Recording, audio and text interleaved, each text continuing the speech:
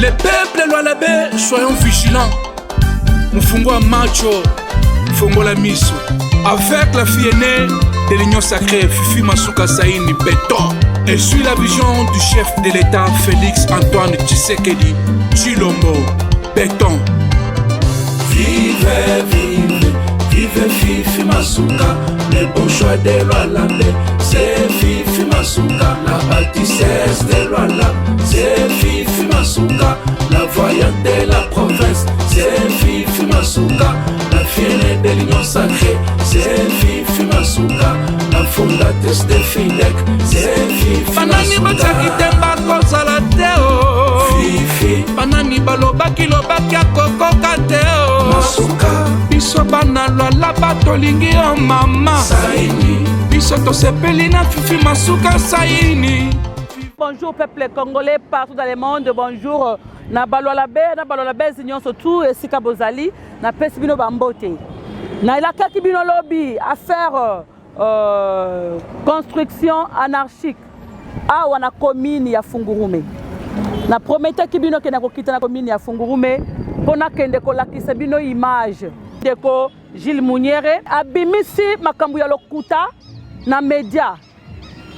Pona koluka koyinisa gouverneur Fifi Masuka et pas population ya Lualaba. Pona koluka kosa la campagne ya diabolisation contre excellence gouverneur Fifi Masuka Saï. C'est pourquoi tolobaki boy.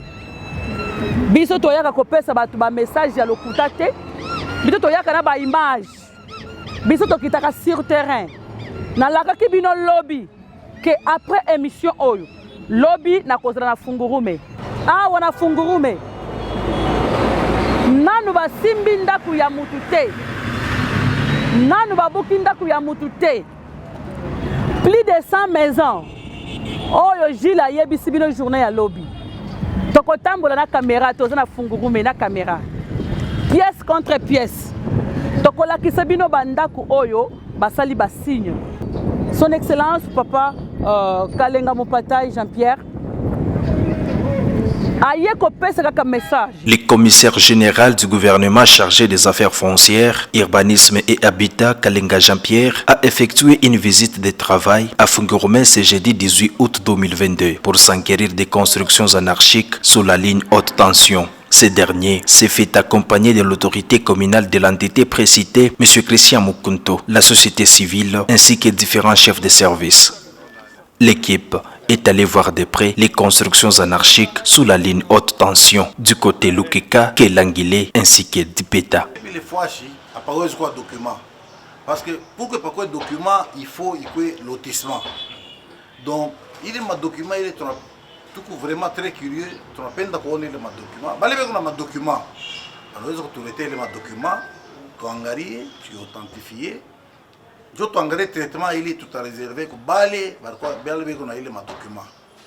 Normalement, il faut à cause de document parce qu'il y a un lotissement, il est prévu avant de sensibilisation, il y a depuis Zamani. Ma communiqué à Bourgmestre, il y a des communiqués qui datent il y a plus d'une année. Hein? On a sensibilisé. Il faut parler, il faut que parce que c'est vraiment très dangereux. Na bakuba bawezi kuichika kuona population iko chini ya danger kuna igete bakuwa wanaangalia paka hivi hapana. C'est pourquoi wanasema gouverner c'est prévoir. Pourquoi on tunakota tunasema non bantu il faut atoke les fois. Il s'y est de noter que l'honorable député national Kouliva Prosper était associé à la démarche. Kama una na document et que urenda kuyenga tupake vipi nguvu tusaidia. Chiba député tukupale tukuba légaliste.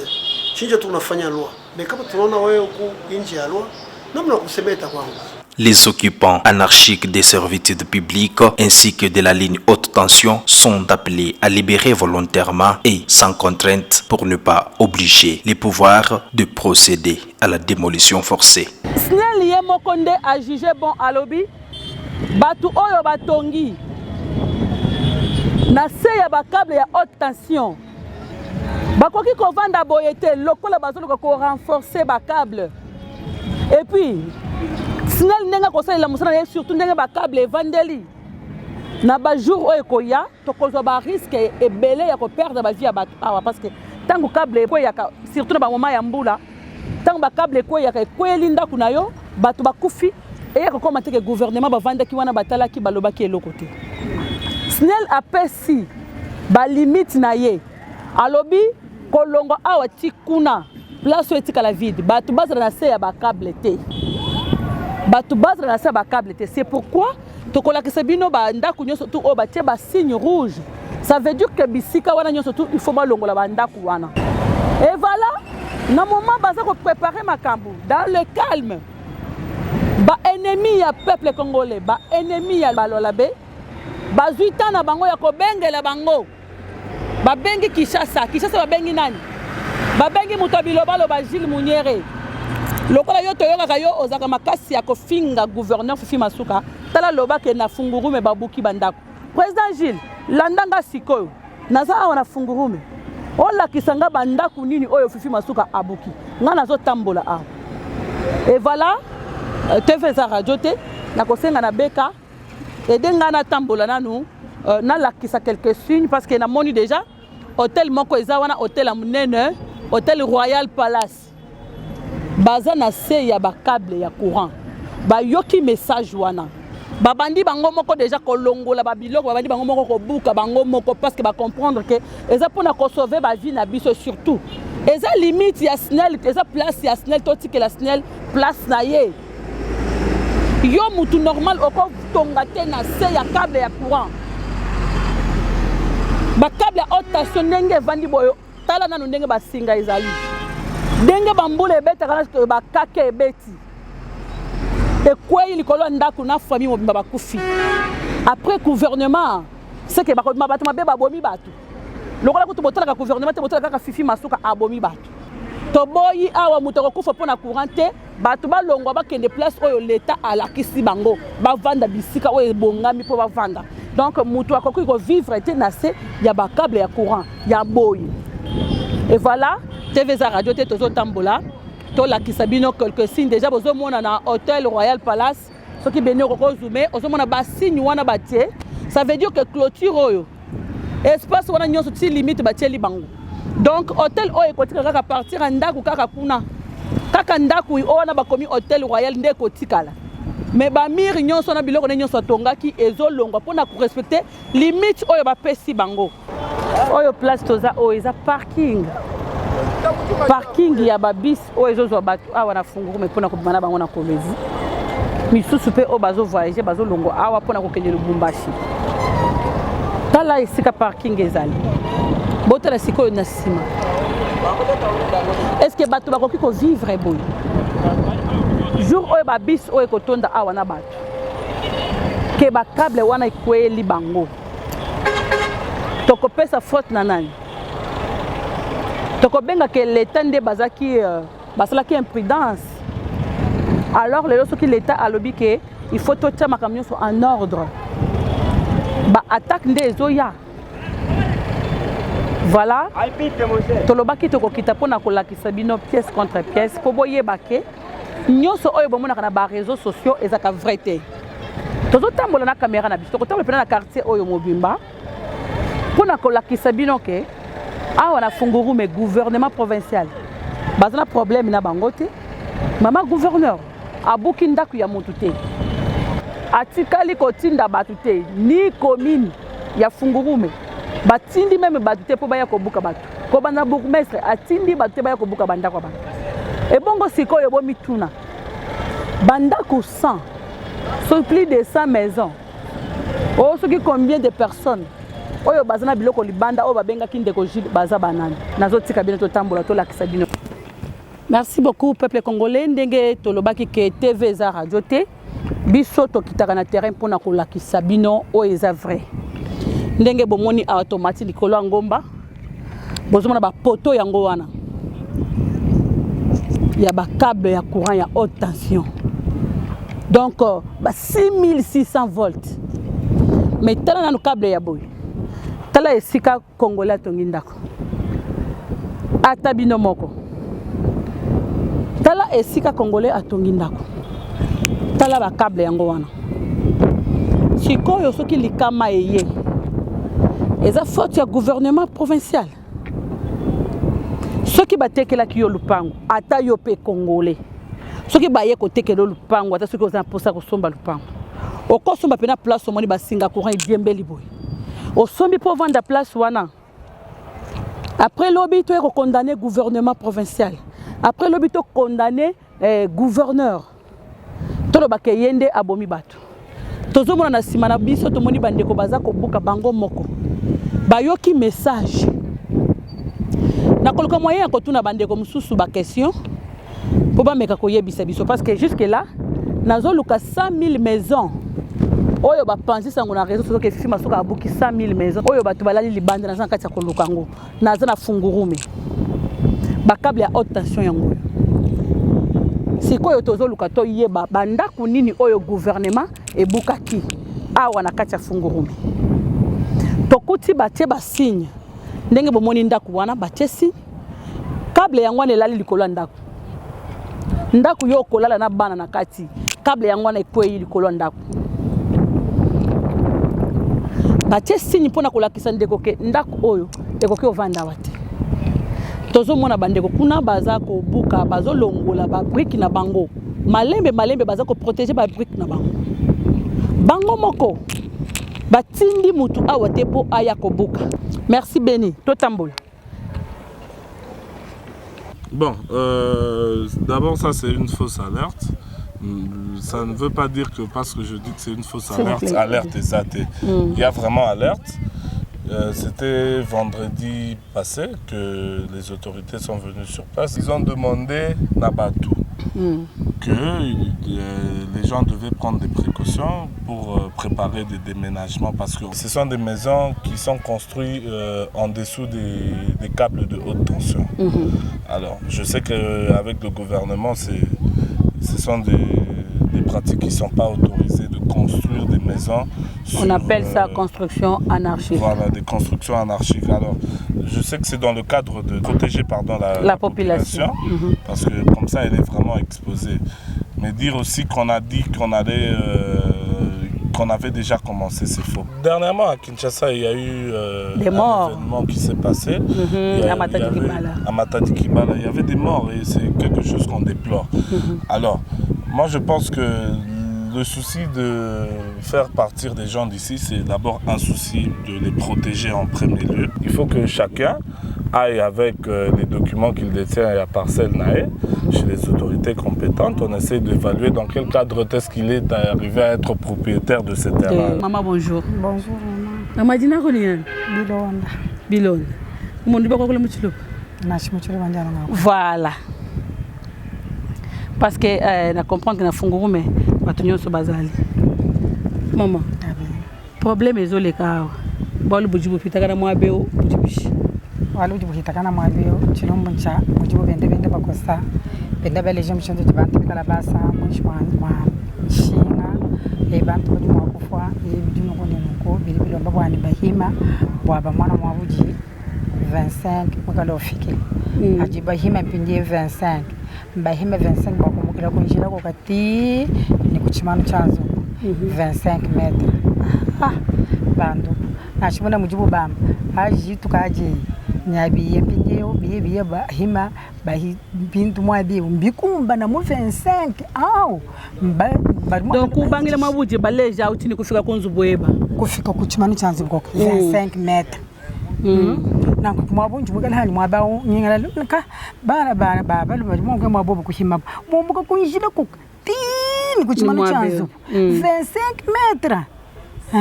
Na kujitwaje mbasika kuchimano anyi babole chini munda mwanzo toke mbabole munda mwanzo kuto mumoni chimano cha kumpara kichuho yechi munane simbo babo baleja mbaleja sini kontuko okay mabuji baleja sini ya mabuji 25 metres ke mabuji bafikila mwabawe donc mumoni boba sokuhula babuhula chimano cha mabuji ne ya bakushila nzo moni uperdra no eluhango elu mwabeo uji kumpala kwa bakalenga bajitunga baje bakutangila partout dans le monde Jilomba jeba dibish.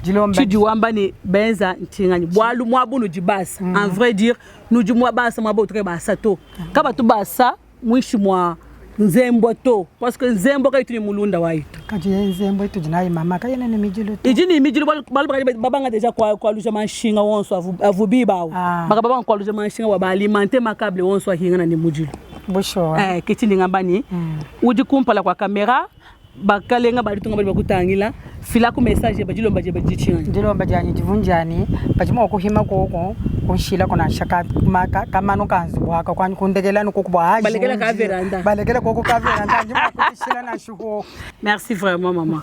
Merci là na yebi ke to sisi pona ba interview ndenge to yebi sa bino ke to kotambola na kamera to ye kokuta bandeko oyo bazolongola déjà batol na bango moko na bandaku na bango moko bayoki message balobinos l'état a raison azo sauver biso babandi ko longola batol na bango moko sans mutu apesa bango marteau ke buka bayoki message ya l'état botika kokosa population oyo ndaku bozomona eza ndaku nanu kutu batu bakota te ezaki en construction nde bandaku oyo bokangaki ba photo ke non tala babuki bandaku est-ce que ndaku batu bakota benizo aide ngai la kisa ndaku déjà batu bazako vivre cause na ba matiti na kati boy esika batu bazako vivre oyo bino bolobeke babuki e cause na ba matiti boy na basali pena ba tour na zako luka ndaku oyo pe parce que yango nde na monaki na réseaux sociaux et voilà ndaku ezaki en construction tangu bayoki ke non place botongi eza ya malamu te ba arrêter bazolongola batol na bango kuna déjà bandeko bango wana bazolongola pe batol de façon que ba sauver ba brique na bango place oyo bakolakisa bango bakotonga. Alors peuple congolais totika ko se laisser faire tomitika kana maboko ya ba diabolisateur te nyoso tu oyo boyoka na réseaux sociaux eza makambo lokuta botika l'état asala musala na ye awa na fungurume babuki ndaku moko te batu bayoki message ya l'état baza kolongola biloko na bango na malembe po ete babibatela po lobi to éviter makama eyate. Bonjour papa. Bonjour. Oza responsable ya cadastre awa na fungurume. Papa bino batu botekelaki batu mapango awa na fungurume. Tango botekelaki batu mapango boyeba kiteke awa place ba koya kobuka lobi. Je pense que tuko informé, tuko instruit, tunayuwaka cadastre aweze kukabula chini ya Nshinga. Je pense que maman nasema hii ligne. Kama turikabula hii ligne, c'est parce que hii ligne iko déjà déviée quelque part. En principe, turiachaka 25 paka hivi kufuatana na instruction ya SNL. Mais bantu mukichwa yabo bo benye beko conscient wanaenda kuchofu kuchofu ndio vile munaweza kuona ke pourquoi 25 mètres shangara mbele nika veranda pour dire que bari chofu hii ligne ndio turi défendre na bantu kama beko naomba ko kama limite kule bakuba banaweza kuangalia tena mais aba hii deli nyingine inabaki yako vraiment ni bantu ni kulamuka tu asubuhi bo benye ni kuanza kuyenga bila consulter hata service bila consulter hata benye bakadasa hata baku ni majengo moja ili tunasema anarchique.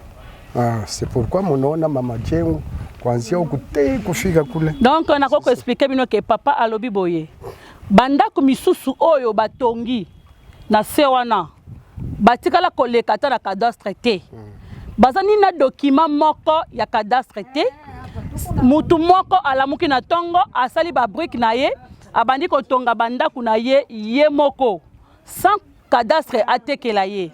C'est pourquoi papa alobi boy cadastre azaki wana soki yo ke ba toucher lupangu na yo. Or que ozala document ya cadastre kendela document na yo o présenter responsable ya cadastre na fungurume yeyo baza ebele okei o présenter document na yo ba pesa yo place mususu oyo okotonga et j'espère que gouvernement provincial ba ko assister yo de façon que o se retrouver moyen ya kozwa ndaku esika okovanda na bana papa na yebi ke tokomi ko clôturer. Alors biso soki tokomi awa c'est parce que balobi na biso boy mokili mobimba tina poto bato nyonso bayebi ke Fifi Masuka gouverneur ya province oyo atindi batu lobi babuki bandako, je ne sais pas ce qui lobi ce qui samedi batu baye babuki plus de 100 000 personnes bazali banda na biloko na bango awa na Fungurume. Vrai ou faux? Yom toza mokonzi ya cadastre ni bongo mutupu. Je pense que moi benye munakui hakuna hata nyumba ile binatoka. Kuku bantu bali beko conscient bo benyewe. Anaangara se nono ni mitindo ya leta. Ye peke pale bali muwekea trace anaanza ye mwenyewe kwanza kudemolir. Je pense banaweza kwa hata 2 bo peke yabo. Jo abaki na ile fashile bali mu autoriser ye kubaki. Jo wakati batakui we mwenyewe kupenda kutosha. Machine pale itakuwe penge na bunga itarabika ya batoto munyumba masani itarabika. Alors kama uko conscient wanzie po we mwenyewe ni mitindo leta ile aliweza kuleta ili akusema besha kupomona bantu be kuyinje ni bongo. Et puis la plupart ya bali benye beko nasema sema njo benye beko ndani ya mashinga bana. Oui. Merci beaucoup, merci tout le monde. Je salue d'abord son excellence monsieur le président de la République, chef de l'État Fachi Beton. Bien grand merci na maman gouverneur Fifi Masuka Saini, to solo na population et puis conclusion ezali ke baza prêt ya ko déplacer pour na baye bazana mapangu to lukela bango kaka place oyo bakovana na biloko na bango. Quant à moi je vous dis un grand merci et je dis aussi merci à l'équipe technique de UCB TV. Tokutani au prochain numéro. Bye bye. Les peuples Lualabé, soyons vigilants. Mufungwa macho, Fungola miso. Avec la fille aînée de l'Union sacrée, Fifi Masuka Saini Beton. Et suit la vision du chef de l'État, Félix Antoine Tshisekedi Tshilombo Beton. Vive, vive, vive Fifi Masuka. Le bon choix de Lualabé, c'est Fifi Masuka. La bâtissesse de Lualabé, c'est Fifi Masuka. La voyante.